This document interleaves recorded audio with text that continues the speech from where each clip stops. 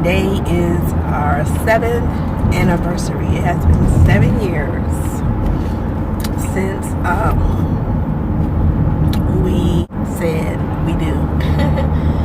Even though we like to believe that we were married the day one when we were connected spiritually in the eyes of God, but in the eyes of man's law, it was 7 years ago today, March 5th. And let me tell y'all, it has not been easy. It has not been easy. And some people think that just because you with the one who God wanted you to be with, you know, finally, or whenever it came to be, that it's going to be all peaches and cream and smooth sailing, and you're never going to have rough times or go through things or have tests and trials and tribulations, if you will. No, that can be far from the truth, because anything that's, you know, worth having, or when God is involved, you're going to have tests. You know, it has to be tried. And so we've had ours. We've had our share. In the beginning, it's been, especially for me, it's been rough, because I had my man issues and becoming a wife, and that has been so challenging. And this marriage has challenged me like never before. It has really, really challenged me in all that I thought I knew, and just trying to, the whole submissive thing, the submission thing. I'm like, like, what is this? Like, what is that? Like, no. That was a big shocker to me, and learning how to, I'm still learning, I'm still in the process.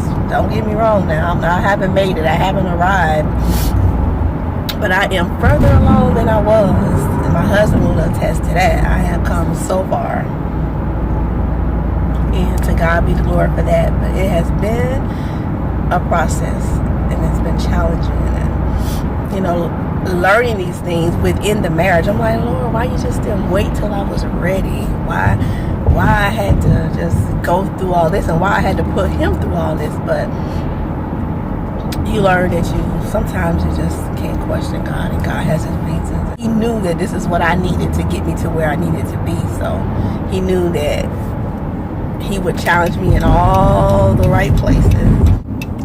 Yeah, he knew that he would challenge me, and, you know, through the Holy Spirit, of course. But you guys, I did a vlog on this on my blog, on my website. You can check that out. I'll put a link to it where you can go and read it. If reading is your thing, I did a beautiful blog. I wrote a blog and for my husband for our 7th anniversary. So if you get a chance, you know, click on that link and go over there and check it out. But yeah, it's probably more detailed than I am being here. I'm just touching on it briefly.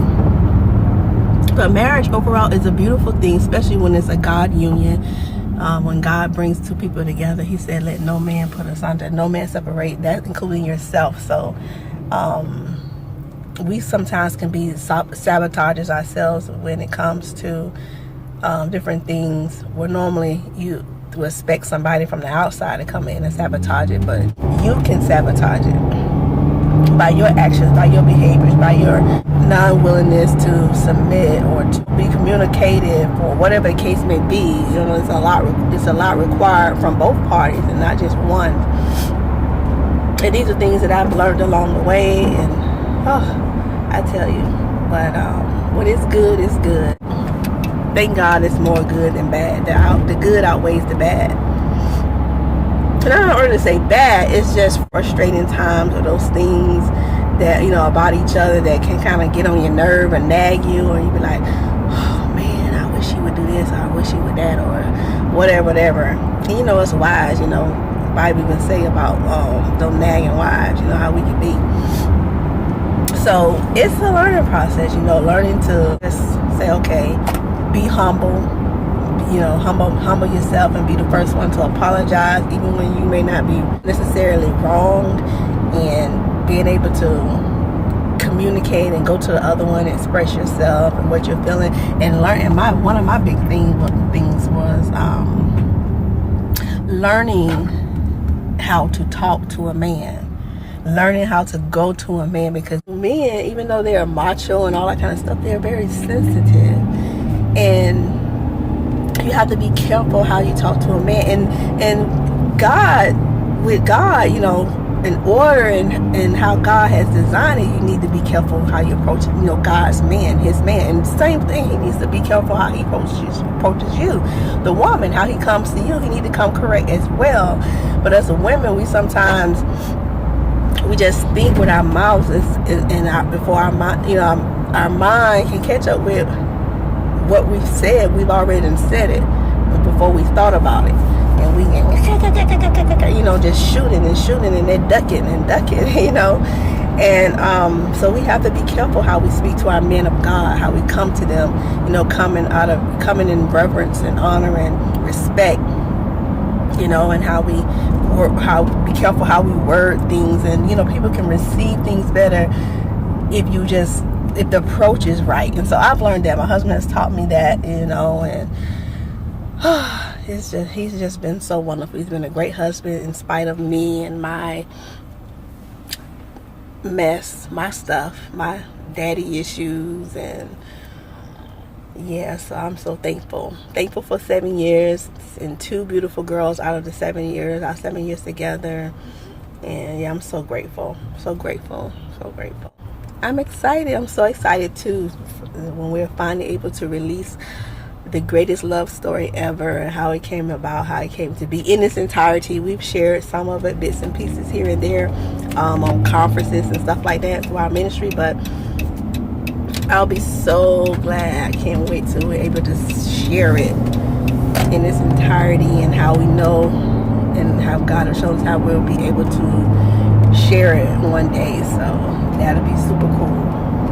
I'm telling you. I know I might be a little biased here, but no, it is truly like out of the box, God, all the way out of the box, you know, type of stuff. You would think it was from the movies. You would think it was like, wait a minute, am I watching a movie?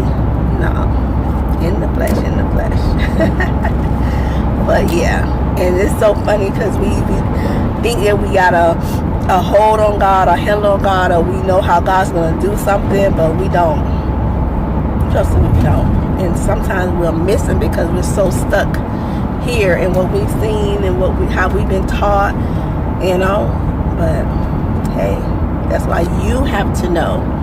You have to be in a place with God where you know, in spite what they say, what man says, you have to know. Because if not, then you're missing. You miss your blessing. Nobody got time to miss the blessings now. I need all my blessings. I need everything that God has for me.